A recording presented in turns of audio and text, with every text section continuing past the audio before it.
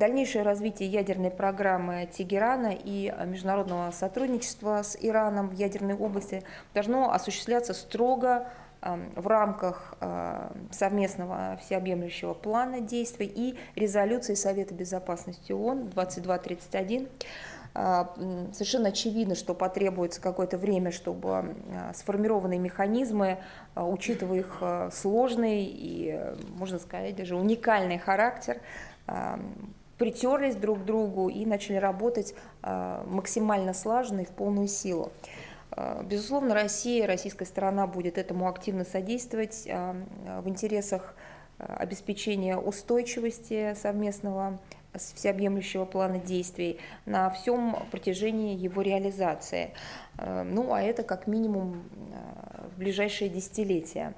Рассчитываем, что и все остальные участники процесса будут строго соблюдать взятые на себя обязательства для того, чтобы эта работа действительно не останавливалась и была наиболее эффективной. Основной фокус внимания сейчас переключается прежде всего на МАГАТЭ.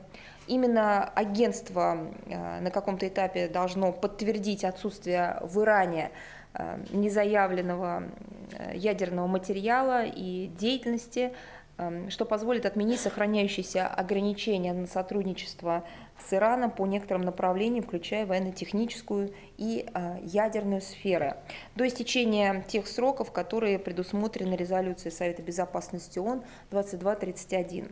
Данная работа по линии агентства, по линии МАГАТЭ уже началась в рамках выполнения Тегераном дополнительного протокола к соглашению о гарантиях, и мы рассчитываем, что она не будет политизироваться, и все стороны сделают все необходимое для ее скорейшего завершения.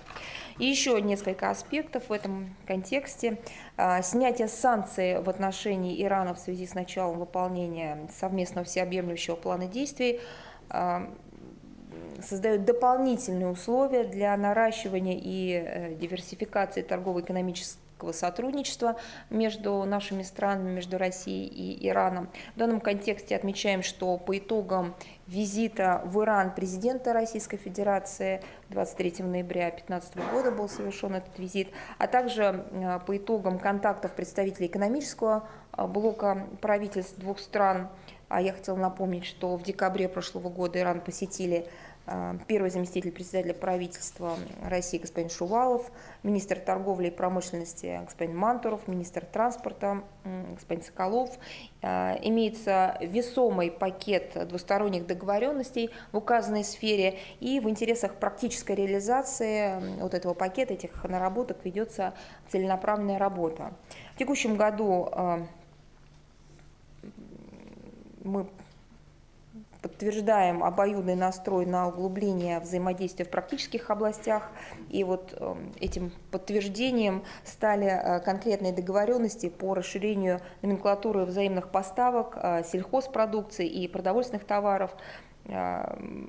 Речь о них и договоренности были достигнуты в ходе поездки в Иран министра сельского хозяйства России господина Ткачева. Она состоялась 19 января. То есть потенциал имеется, и это направление будет активно развиваться.